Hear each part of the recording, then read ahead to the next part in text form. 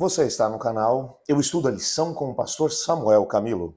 Hoje é terça-feira, dia 14 de maio de 2024. E o tema que estudaremos na nossa lição da Escola Sabatina será Guilherme Miller e a Bíblia. Existem alguns textos que aparecem aqui como base para o nosso estudo, mas eu vou me dedicar a um deles, que é Isaías capítulo 28, versos 9 e 10. Eu te desafio depois a ler os demais textos. Com certeza, eles vão te ajudar a compreender ainda melhor o tema que estaremos estudando hoje. O texto diz assim: a quem, pois, se assemelharia ou se ensinaria o conhecimento? E a quem se daria a entender o que se ouviu? Acaso aos desmamados e aos que foram afastados do seio materno? Porque é preceito sobre preceito, e mais preceito, regra sobre regra, e mais regra, um pouco aqui, um pouco ali. Quando pensamos na história dos pioneiros do movimento adventista do sétimo dia, nós precisamos voltar um pouquinho mais para a fonte de onde eles beberam para poder estabelecer as ênfases que temos hoje enquanto movimento adventista do sétimo dia. E a origem do trabalho dos nossos pioneiros foi, sem sombra de dúvida, o movimento milerita. No movimento milerita, muitos dos princípios, principalmente essa paixão pela segunda vinda de Cristo, o respeito pela Bíblia, a palavra de Deus, foi dali que veio todo esse arcabouço. Como mencionamos na lição de ontem, apesar de os reformadores terem buscado a Bíblia só, terem de alguma forma se dedicado ao estudo da palavra de Deus, com o passar dos anos, talvez por um próprio afastamento da Bíblia por parte dos seus seguidores, muitos dos princípios advogados pelos reformadores acabaram se perdendo. Ali pelos idos de 1830, mais ou menos, um fazendeiro da Nova Inglaterra chamado Guilherme Miller começou a estudar a Bíblia. Miller tinha uma sede da palavra de Deus. Ele não compreendia muito bem a Bíblia, mas se muniu de algumas ferramentas muito importantes. Ele separou um caderno, um lápis para poder fazer algumas anotações e, ao mesmo tempo, da Bíblia, a palavra de Deus. E decidiu que ele leria cada versículo da Bíblia e que ele não passaria para o versículo seguinte, a menos que tivesse entendido o versículo anterior.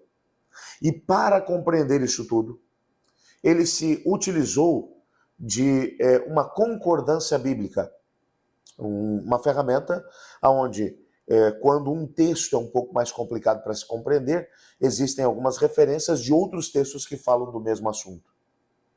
Miller começou em Gênesis capítulo 1 e foi até Apocalipse 22, seguindo o mesmo princípio. E ele foi descobrindo algumas coisas extraordinárias. Ele foi descobrindo que a Bíblia se explica a si mesma, que não havia necessidade de nenhum intérprete humano, de nenhuma interpretação humana para se chegar às conclusões da que ele precisava para a compreensão daquilo que era a vontade de Deus para a sua vida. Para você ter uma ideia, Miller, em algumas das anotações relacionadas à sua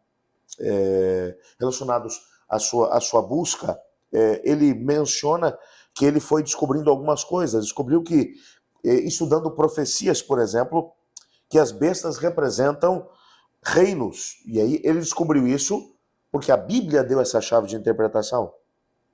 Ele acabou descobrindo que ventos representam destruições. Ele descobriu que águas representam povos e nações. Representam que mulheres, ou uma mulher, ela representa a igreja. Ele foi tomando ali as profecias de Daniel e Apocalipse e foi entendendo a linguagem simbólica e foi decodificando muito, mas muito mesmo daquilo que era a sua mensagem. Ficou surpreso com o que acabou descobrindo. E descobriu que, mesmo vivendo num tempo em que profecias estavam se cumprindo, o Senhor Deus não havia deixado o seu povo no escuro. Ele havia se revelado. O seu coração definitivamente ardia por causa da Bíblia, a palavra de Deus.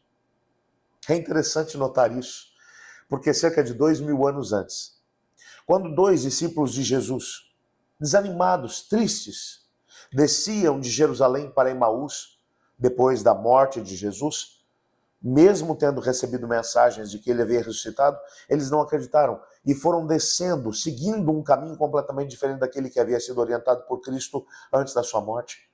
Cleopas e seu amigo estavam seguindo quando Jesus se aproximou deles no caminho e começou a citar os textos da Bíblia, começando por Moisés, pelos profetas e pelos salmos, explicando o que a seu respeito era mencionado na Bíblia. Quando, algum tempo mais tarde, algumas horas mais tarde, chegaram a Emaús e Jesus fez intenção de passar adiante, aqueles discípulos que estavam com Jesus disseram, não, por favor, fica conosco, já é tarde.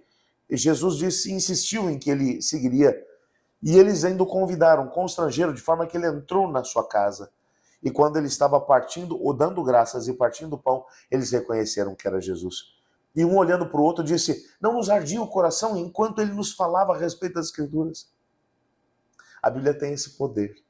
Quando vamos até ela fala de forma clara ao nosso coração. Nosso coração fica transbordando de emoção quando percebemos o propósito ou a maneira como o Senhor Deus lida com cada um de nós. É fantástico, é extraordinário o jeito como o Senhor Deus lida conosco. A sua palavra, ela é viva e eficaz. Todos aqueles que gastam tempo com ela são edificados, são exortados, são transformados por suas palavras. Eu, portanto, te desafio a fazer a mesma experiência de Guilherme Miller. Vá para a Bíblia, dedique tempo para ela, deixe que ela fale ao seu coração e com certeza a sua vida será completamente transformada pelos seus ensinos. Amanhã vamos nos aprofundar ainda mais na temática que analisamos hoje e o tema será os 2.300 dias de Daniel 8,14. Olhe comigo. Obrigado, Pai, por tua palavra. Obrigado porque ela toca o nosso coração. Tocou o coração de tantas pessoas no passado. Te pedimos que hoje ela também fale conosco. Nos ajude a podermos ser edificados através dos seus ensinamentos. Pois é em nome de Jesus que oramos. Amém.